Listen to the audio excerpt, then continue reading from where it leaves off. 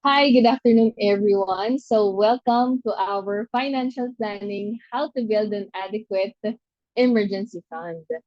So, of course, ito po ang ating topic for today, ang ating pong um, building emergency fund. So, importante nga ba ang pagkakaroon ng emergency fund?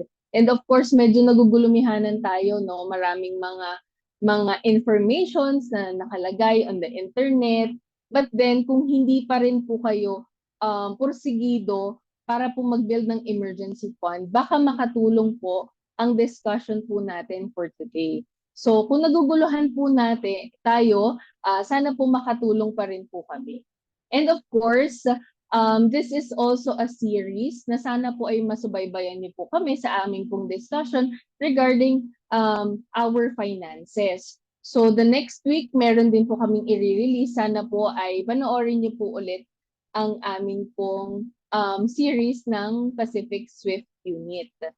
So, and of course, this has been made possible by Sun Life of Canada Philippines, that has been the number one life insurance company here in the Philippines for 13 years.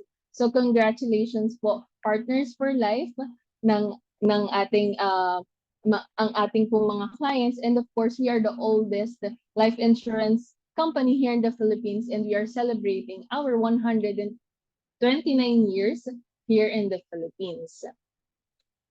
So my name is Princess Flor, and I have been a medallion awardee and a consistent lifesaver achiever.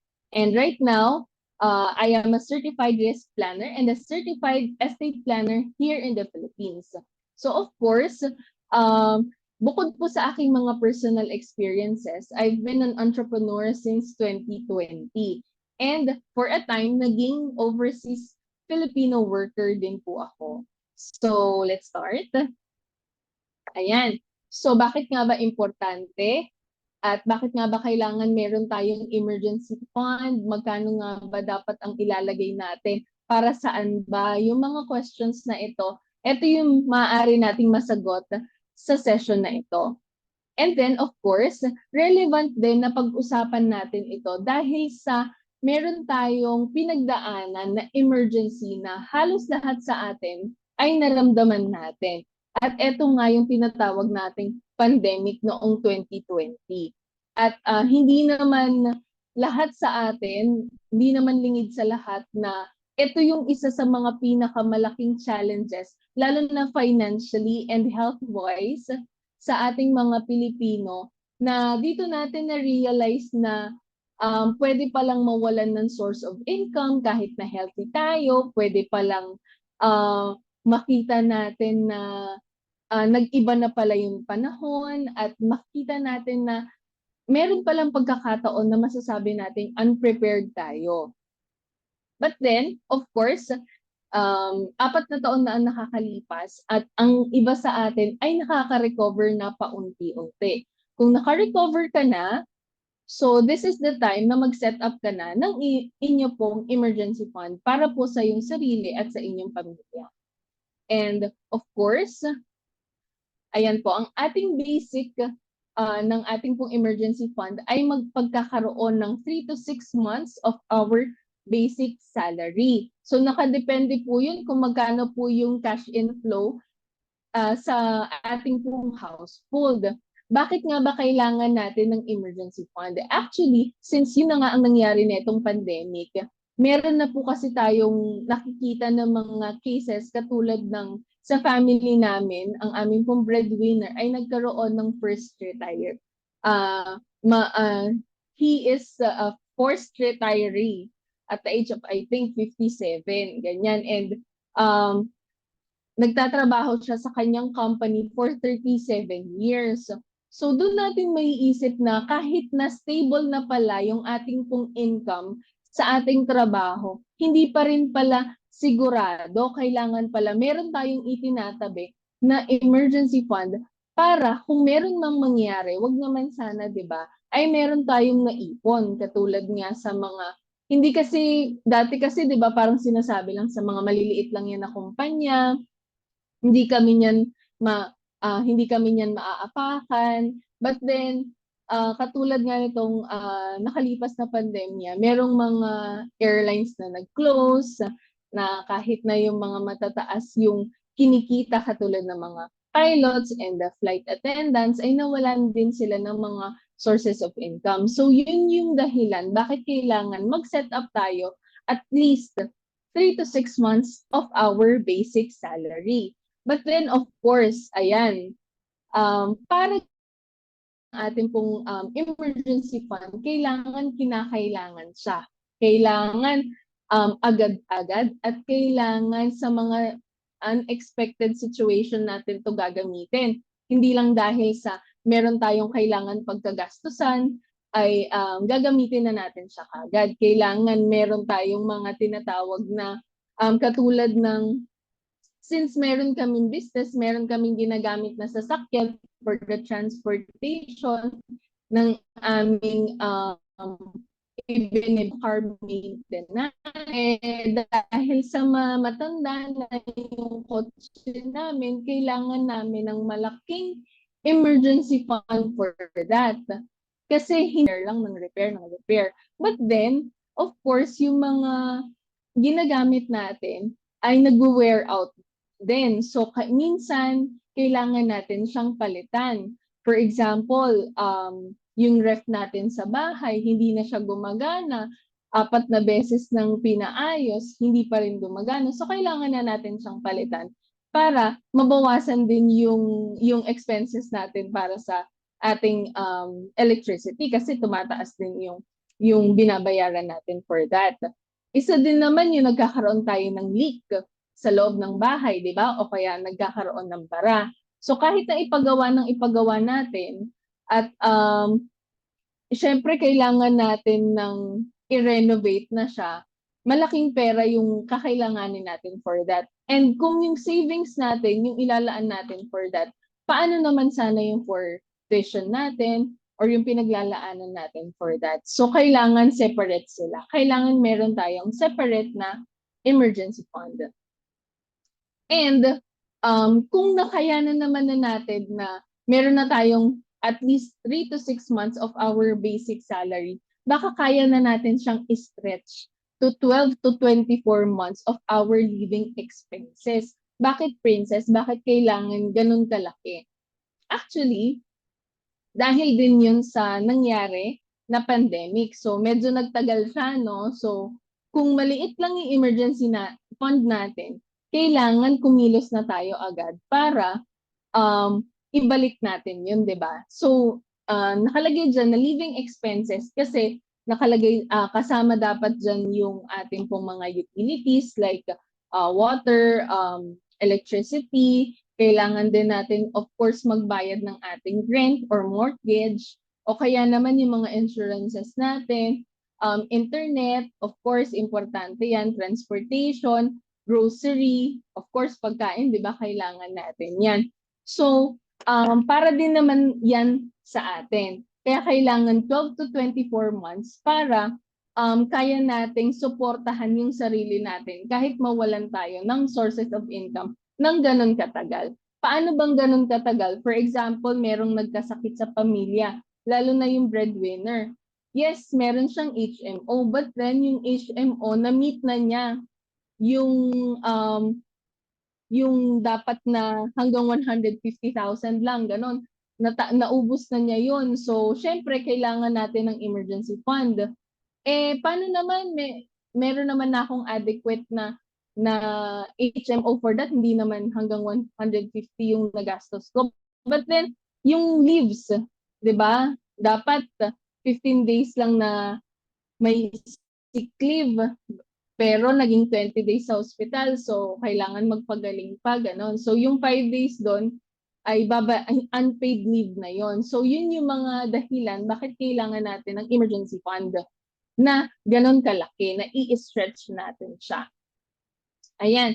So sabi ko nga kanina, ang emergency fund ay hindi para sa mga planned spending, katulad na lang ng bakasyon, katulad ng tuition fee. For sure, alam naman natin kung kailan at saan natin i-enroll yung mga anak natin, di ba? Or tayo mismo. 'di ba? Katulad na lang ng wedding, pinaghandaan dapat 'yan. At yung mga down payment sa house and car dapat 'yan. So, kahit na malaki na yung pera natin, kung hindi natin siya ihihiwalay, yung savings natin sa emergency fund, iisipin natin na, baka pwede natin itong gamitin pagkakagastusan para sa additional assets. So, no, it's a big no-no. Emergency fund should be for emergencies from the name itself. Ayan. So, of course, kapag kulang ang ating emergency fund, kaya 'di ba sabi ko i-stretch natin kung kaya ng budget natin pakonti-konti up to 12 to 24 months ng ating living expenses is because ayaw natin na may mape-pressure yung mga pamilya natin at mga kaibigan natin para tulungan tayo. Of course, we don't want us to be a burden. We want to fend ourselves that kung ano yung mga pangangailangan natin, ay yun ang maibibigay natin sa pamilya natin. At kung hindi naman natin kaya, baka naman pwedeng mag-stop na muna tayo. Pag-ipunan muna natin, and then kapag ready na tayo, then saka na natin siya gawin ulit, di ba? And of course, getting into bad debt. Katulad na nga lang ng loan sharks or mga 5, 6, ganyan. So, meron akong naging experience sa ganyan. Yung friend ko, nagkaroon siya ng utang. Nagkautang siya dahil din sa pagpapagamot ng family member. So, dahil sa nangutang siya at hindi niya mabayaran, kasi ano ba yung dahilan bakit tayo nangungutang ng agaran, di ba? It's because kailangan nating isalba yung buhay ng mga mahal natin, di ba? So, kaya yung merong mga tao na naglo-loan sa mga loan sharks ay dahil yun nga, of course, wala silang emergency fund at napipilitan sila. So, ang siste, nagkakaroon tuloy sila ng death threats, may na mga tao na tumatawag sa kanila, nagte-text sa kanila, or kaya naman pinapapangit yung image nila sa social media na ito, hindi siya nagbabayad ng utang or whatsoever. Of course, we don't want that stress.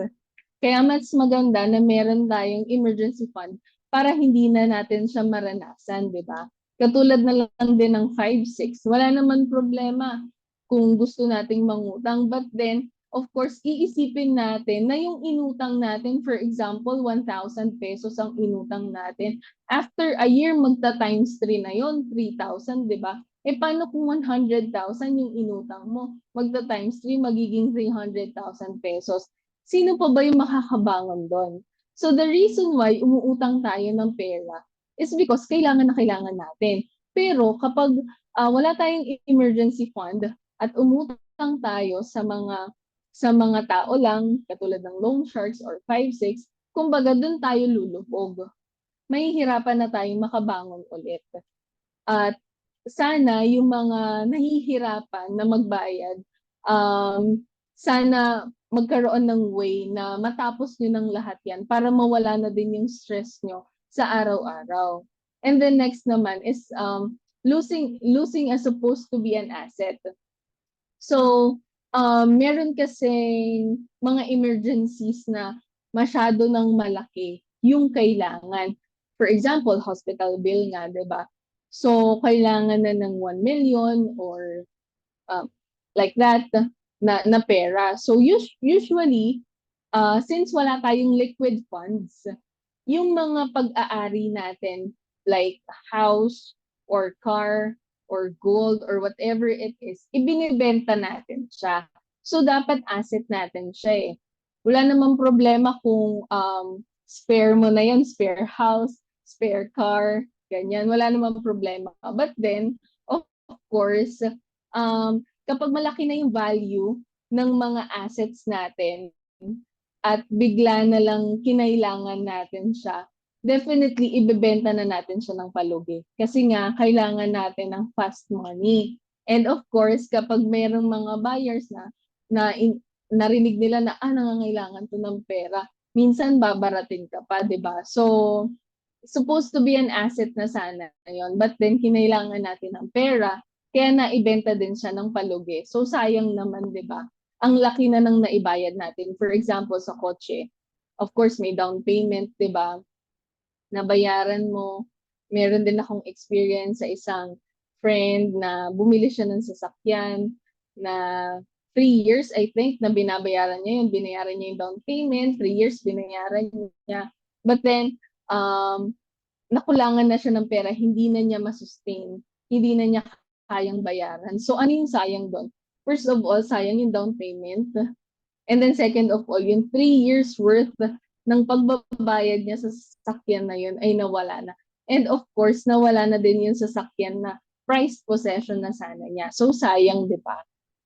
And so yun ang dahilan bakit kailangan natin ng emergency fund. Meron din tayong, kapag wala tayong emergency fund, umuutang tayo with high interest rates katulad sa credit card. I myself, gusto ko talaga yung credit card dahil sa points and perks like that. But then, kung nag-credit card tayo pero hindi naman natin kaya bayaran ng cash, much better, wag na nating bayaran. Gamitin na natin yung cash. For example, meron tayong gustong gamit na bilhin worth 1,000 pesos. Pero yung pera ko right now is just 500 pesos. So, kahit na gustong-gusto ko yung bagay na yon, hindi ko yung bibilhin. Bakit? Kasi kulang ako ng 500 pesos. So, hintayin ko na lang. Mag-iipon na lang ako, hintayin ko na lang. Kapag may 1,000 pesos na ako, balikan mo. Kung gusto mo pa yung bagay na yun, then go. But then, kung wala na siyang spark sa'yo, so yun na yung sign na maganda at hindi mo siya nabili kasi baka maging kalat lang yan sa bahay. So, ayun, yung last one po natin is yung health issues. Of course, kapag wala tayong emergency fund, nangutang tayo, ano yung mangyayari sa atin? Of course, mas-stress tayo. Imbis na wala tayong nararamdaman sa katawan, high blood tayo, tataas yung sugar natin or whatsoever dahil sa stress na nararanasan natin. So, ilayo na natin yung sarili natin doon at mag-set up na tayo, mag-start na tayo, magkaroon ng emergency fund. Ayan, so next naman, ayan, frequently asked question. Ano ba yung dapat kong i-build or i-set up first? Should it be emergency fund, investing, or paying off debt? Definitely, ang dapat unahin natin ay magkaroon ng emergency fund. Yes. Of course, kapag meron na tayong 3 to 6 months or kahit 3 months pa lang, ayan, may na-set up ka na 3 months worth of basic salary mo. Ayan, pwede ka nang mag-start, mag-invest. Pa-konti-konti lang, hindi naman kailangan ng engrande talaga eh. Pwede naman pa-konti-konti muna hanggang sa kaya na natin, di ba? But then, kung yung binabayaran natin, for example, loan sharks 5-6 or credit card na tumataas ng 3% to 20% ang interest, much better na unahin muna nating magbayad ng mga utang natin bago tayo magkaroon ng emergency fund or mag-invest tayo. Bakit? Kasi lalaki. Kung hihintayin natin na ay mag-save muna ako saka ako nababayaran yung utang ko. So mag-accumulate siya na mag-accumulate. So kahit na meron ka ng pera ngayon at hindi mo yun naibayad, manganganak ulit siya ng manganganak ng interest. So sayang naman. Pera mo na sana yun eh. Pwede mo na sana siya pang emergency fund or pang invest. Pero hindi mo siya binayaran agad. So sayang, pera mo na sana yon. But then kung yung utang naman is like housing loan na pwede naman bayaran for like a long period of time, like long period loan siya, hindi mo naman kailangan na bayaran siya agad-agad. So pwede naman na bayaran mo muna yung mga maliliit like credit card yon bago tayo mag-invest or yes, bago tayo magkaroon ng emergency fund and then we will invest. So, next naman, ayan, ito yung mga steps on setting up emergency fund. So, of course, first of all, kailangan meron tayong habit. Kapag nakasanayan na natin siya na nagtatabi tayo ng pera, nagsusubi tayo, nagsisave tayo, ay magiging magaan na sa atin. Dati, kaya mong 5%, naging 10%, naging 20%. Tapos, kaya mo na ng mas malaki pa, 30%, di ba? So, much better for you, di ba? Ikaw naman yung makikinabang sa emergency fund na sinet up mo. And then, of course, create a monthly budget. Stick to it. For example, meron kang budget for Meralco na 10,000 pesos. Pero hindi mo siya na-meet yung 10,000 pesos na yun, 5,000 pesos lang kasi hindi ka masyado nag-aircon, ganyan, hindi mo sinaksak yung ref or whatsoever, ganyan, hindi ka nagpapainit ng tubig. So, meron kang na save na 5,000 pesos. So, kung na-save mo na yun, wag mo na siyang gastusin. Ang gawin mo, i-save mo pa rin siya. Ilagay mo pa rin siya sa emergency fund. Set up emergency fund first. And then, kapag na-meet mo na siya, pwede ka nang bumili ng para sa'yo, di ba? Para naman masaya ka din. Hindi naman pwedeng ipon lang ng ipon. Kailangan masaya ka rin. Ayan. So, third is set up separate bank. So, I myself, meron akong traditional bank. Meron din akong bangko digital. So, usually, ang akin po emergency fund ay nasa traditional bank para madali ko siyang ma-withdraw. Pero meron na rin naman mga digital banks ngayon na doon ko nilalagay yung savings ko kasi on a higher interest rate siya eh. So, pwede rin naman ilagay mo siya sa digital bank and then baka merong digital bank like me, meron akong GoTime card, libre lang yon. So, pwede ko siyang i-withdraw sa Robinsons Bank like that. Hindi ito sponsored. Ito lang yung ginagamit ko personally. So, dapat kasi ang emergency fund natin ay mabilis natin na ma-withdraw. So, pwede naman natin yun i-set up sa mga apps natin, sa mga mobile natin, para ma-withdraw natin agad if in case emergency happens. So, ayan, of course, kailangan i-increase din natin yung income natin and yung sources of income natin. For example, nagtitipid tayo. Hindi tayo gumagastos para lang makaipon tayo ng emergency fund natin. Pero syempre, hindi na tayo mag-enjoy nun kung nagtitipid lang tayo, di ba? So, maghanap tayo ng ibang sources of income. Like kung ano yung mga saan tayo masaya, may passion ba tayo for cooking, may passion ba tayo for art, may passion ba tayo for speaking, di ba? Pwede natin siyang pagkakitaan ngayon para meron ding maipapasok na cash in sa cash flow natin, di ba? So, ayun. And then, we need to replenish it also. For example, me, nung umuwi kami dito sa Pilipinas dahil naging health emergency nga yun, from other country yan, at nag-for good kami ng agad-agad. So, kailangan ko ng pera. But then, kinuha ko siya. Actually, nag-withdraw ako sa aking BUL.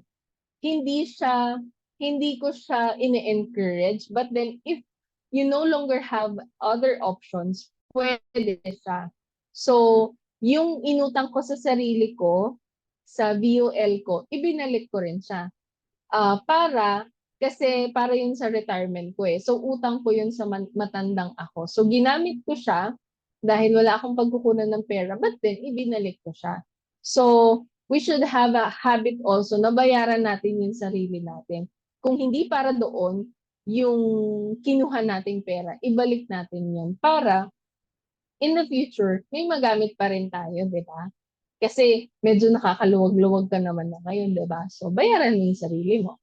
And of course, adjust also the emergency fund based on our current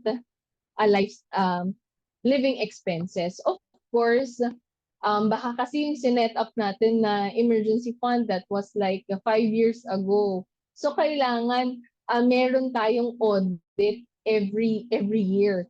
Actually ako, nag-audit kami every month. Pero kung hindi nyo naman kaya mag-audit every month, pwede rin naman every year. Pero much better pa rin na mag-audit every month para alam natin kung on track ba tayo sa goals natin, kung may naiipon ba tayo, meron ba tayong nailalagay sa emergency funds, nakakapag-tights ba tayo, babayaran ba natin yung dapat bayaran. So kailangan meron tayong auditing sa partners nyo, sa family nyo, kailangan na pag-uusapan ng pera sa loob ng bahay para lahat ng miyembro ng pamilya ay aware sa kung ano yung finances natin right now. And ayan, of course, paano na lang kung nabuo ko na yung emergency fund ko? Thank you, Princess. At natutunan ko na mag-set up ng emergency fund. Ano na ngayon ang gagawin ko? Kapag meron na akong adequate emergency fund, what will I do next? So, based dito sa ating financial needs, pyramid ng financial needs natin to be financially free. So sabi dito, yung red, ang pagkakaroon ng financial safety. So kung meron na tayong emergency fund, what will we do next? Next, much better to have an insurance. Like for me personally, since we've been into minor accident, na naisip ko na paano na lang kung wala kaming emergency fund? Paano na lang kung walang insurance? Ano na lang yung mangyayari sa mga anak namin, di ba? So, yun yung mga tumatakbo sa isip ko, lalo na kapag breadwinner ka, lalo na kapag nanay ka, lalo na kung ikaw yung inaasahan sa pamilya, kailangan meron kang emergency fund and of course insurance. Kasi yung emergency fund, pwede yan mabuhay sila, makapagbigay ka pa rin ng pangangailangan nila, makapag-provide ka pa rin for at least 2 years. But then the insurance, if you have an adequate insurance, pwede ka rin makapag-provide sa anak mo hanggang sa pag-college niya. So nararamdaman pa rin niya. This is actually true with Dolphy, the king of comedy, di ba? Nasabi ng mga anak niya na kahit na ilang taon, I think 13 years na siyang nawawala, ay nakakapag-provide pa rin siya sa mga anak niya kahit na yung mga anak niya ay malalaki na. So, that's the purpose of insurance. Yun ang last love letter ng mga mahal, para sa mga mahal natin sa buhay. So, of course, if we already have emergency fund and insurance, pwede na tayong mag-skip sa ating pong yellow, which is accumulating wealth, financial freedom, and then legacy. So it will be depending on your needs. And ayan nga, sabi ko nga po, they say opportunity is not given equally to many. So sinasabi kasi ng iba na i-check mo kung ano yung privilege na meron ka ngayon. But for me, if you save yesterday, you can make your own opportunity today. So, wala namang ibang makakapag-save sa'yo kundi sarili mo lang eh. Kung nakapag-ipon ka dati, definitely you can make your own opportunity today. Kung walang opportunity na nagbubukas sa'yo, baka naman ikaw sa sarili mo, kaya mong gawin yun for you.